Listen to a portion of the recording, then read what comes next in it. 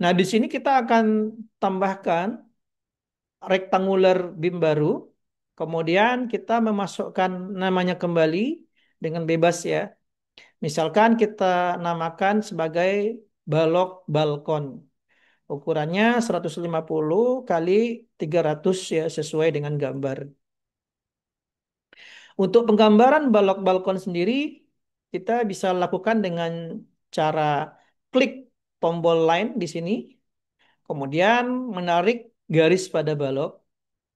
Nah, jika garisnya keluar, kita bisa tekan tombol F4 untuk memindahkan posisinya. Kemudian kita klik untuk menyelesaikan penggambaran ya. Kita boleh memberhentikan balok ini di as balok tumpuannya. Kemudian kita klik kanan. Nah, cara lain adalah dengan menggunakan by guideline ya. Kita bisa klik tombol by guideline, kemudian kita klik pada garis paling panjang yang ada di gambar ini. Nah, jika kita klik pada garis yang paling panjang di sini, maka kita bisa lihat software akan mengkonversi garis tersebut menjadi balok. Namun karena tebakan daripada software akan membuat balok posisinya menjadi di luar, kita bisa menekan tombol F4 untuk memindahkan pemodelannya. Nah, jika sudah yakin, kita bisa klik kanan. Metode by line ini bisa kita lakukan secara sekaligus ya. Misalkan kita klik garis yang paling panjang ini, kita klik F4, lalu kita klik yang atasnya lagi, kita tekan F4 lagi, kemudian dan seterusnya ya. Oke, F4. Nah, jika sudah selesai, kita bisa klik kanan. Dengan demikian, balok balkon sudah kita modelkan.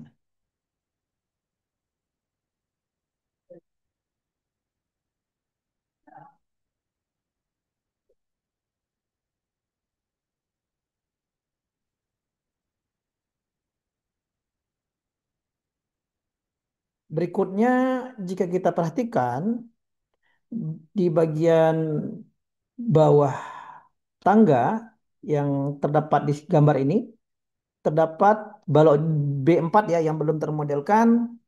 Hal ini karena ketika kita pick layer, garisnya hanya ada satu. Ya, maka untuk balok ini akan kita tambahkan dengan B4. Kemudian kita menggunakan by line dan mengambil garis yang warna biru ini. Kemudian F4, begitu juga untuk balok di sebelah kanannya.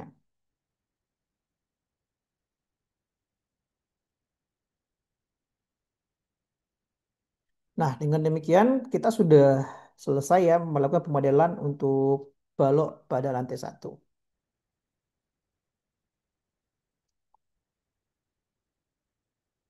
Kemudian kita akan coba memodelkan untuk plat. Nah, di sini kita bisa langsung ke in situ slab,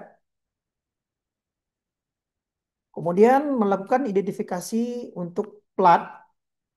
Nah, ini dikarenakan untuk setiap plat di sini sudah terdapat label ya dari tipe plat yang akan digunakan. Nah, di sini kita bisa klik pada pick label, kemudian diambil label S1 dan S2 dan kita klik kanan. Nah, mari kita perhatikan ya bahwa untuk identifikasi plat tidak terdapat pick side line ya. Nah, sehingga kita tidak bisa menentukan batas dari plat tersebut. Maka identifikasi plat akan menjadi identifikasi yang terakhir ya setelah balok ataupun dinding sudah selesai dimodelkan. Nah, setelah kita pick label, kita juga bisa mengambil slab opening line ya di sini yang ditandai dengan garis silang atau di kotak hijau, atau kita bisa menggambarkan dengan slab opening ya. Nah, untuk contoh ini mungkin kita tidak akan mengambil pick opening line dan akan digambarkan melalui slab opening. Nah, di sini kita coba nih identifikasi slab, identify slab. Kemudian akan muncul slab identification option yang menandakan apa yang ingin kita ambil untuk menjadi support dari platnya tersebut. Nah, di sini support dari plat akan berupa dinding beton ataupun balok ya.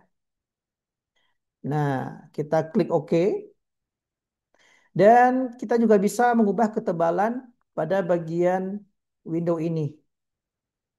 Nah, jika kita lihat untuk lantai tipikal, ketebalan dari platnya adalah 120 ya, sama.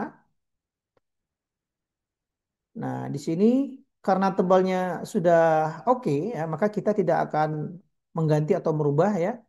Dan kita bisa melihat di sini ada kesalahan pembacaan pada tipe plat yang akan kita perbaiki ya. Di sini kita klik OK dan tas akan melakukan pemodelan untuk platnya.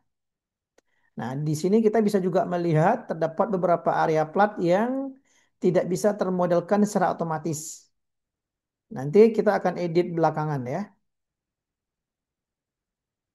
Kemudian kita akan coba menghidupkan kembali original layer dan pick layernya untuk melakukan penghapusan terhadap void-void yang besar. Ya, kita bisa klik select, kemudian menghapus void besar, ya, yaitu void pada lift, ya, shaft ataupun dinding yang dihubungkan dengan balok, ya.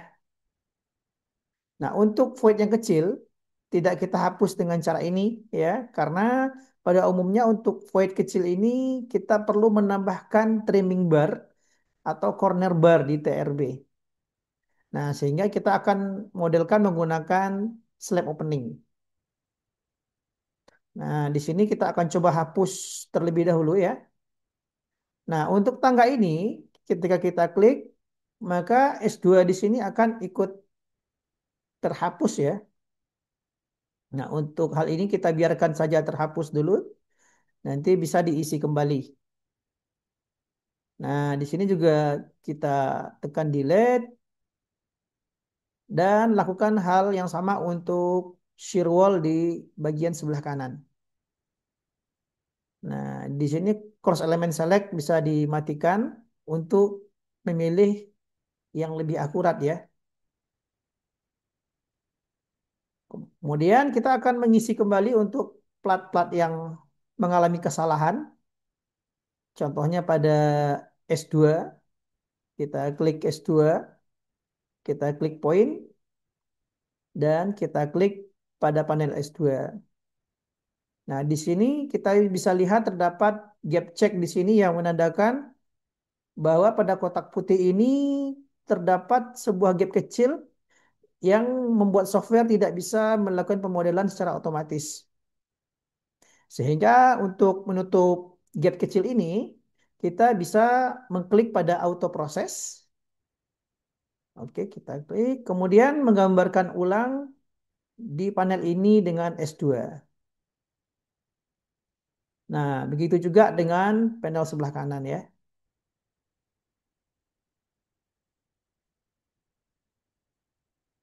Kemudian kita coba perbaiki juga untuk tipe-tipe plat yang ada di sini.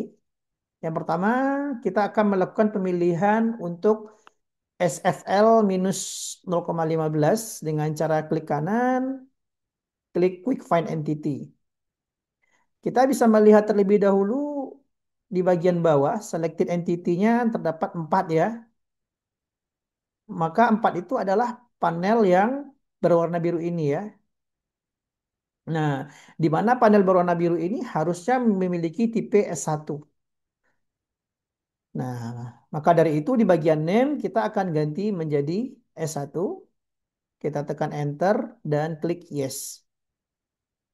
Kesalahan pembacaan dikarenakan di dalam label terdapat tulisan SFL-0,15 yang menjadi rancu untuk diterjemahkan oleh softwarenya. Nah, begitu juga untuk unlabeled slab. Ya, kita bisa klik kanan, klik quick find entity, kemudian kita bisa menemukan juga unlabeled slab ini terjadi karena plat tersebut tidak dituliskan tipe plat yang akan digunakan ya. Nah, untuk hal ini kita perlu melakukan konfirmasi pada konsultan perencana ataupun pada kasus gambar ini kita akan asumsikan menjadi S3.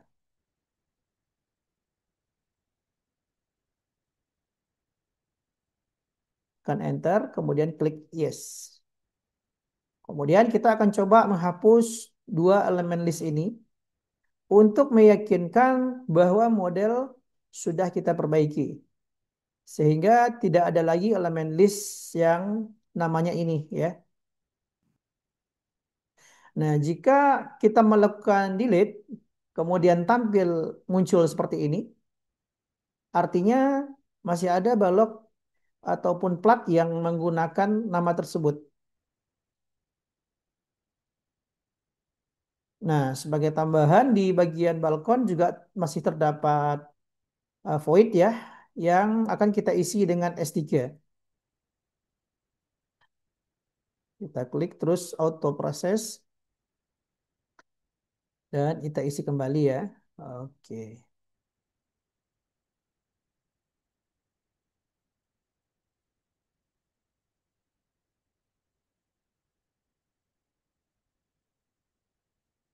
Nah, kemudian setelah ini kita akan melakukan pelobangan ya untuk elemen shaft yang posisi ini. Kita bisa masuk ke slab opening, kemudian kita tambahkan slab opening yang baru ya. Nah, dengan nama lubang shaft ya, lubang shaft. Nah, untuk penggambaran ini kita akan menggunakan rectangle. Kemudian kita akan melakukan tracing pada gambar ini.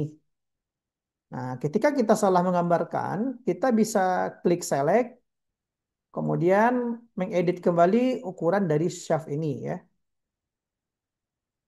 Dan kita juga bisa melakukan pemodelan kembali dengan cara klik di bagian rectangle, kemudian digambarkan kembali untuk area void ini.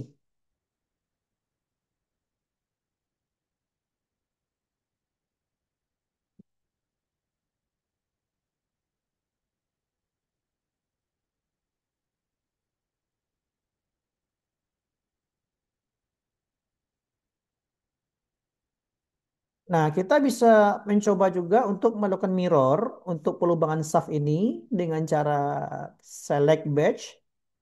Kita pilih semua lubang shaft yang sudah kita buat ya. Kemudian kita klik kanan pilih mirror di grid 14 ya, sumbu aksisnya ya. Kemudian kita klik no.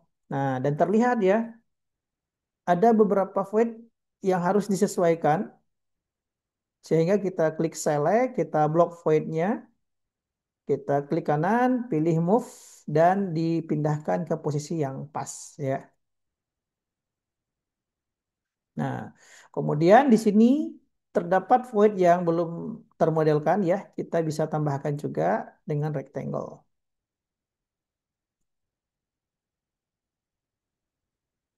Nah, dengan demikian kita sudah menyelesaikan pemodelan untuk lantai satu. Nah, untuk bagian balok dan bagian platnya juga ya. Nah, dikarenakan lantai satu, lantai dua, serta lantai tiga merupakan lantai yang tipikal, maka kita bisa mengcopy struktur ini ke lantai atasnya. Nah, kita klik select batch, kemudian kita pilih item yang ada di level satu. Nah, untuk kita copy melalui draw, copy by floor to other floor. Pilih level 2 dan level 3.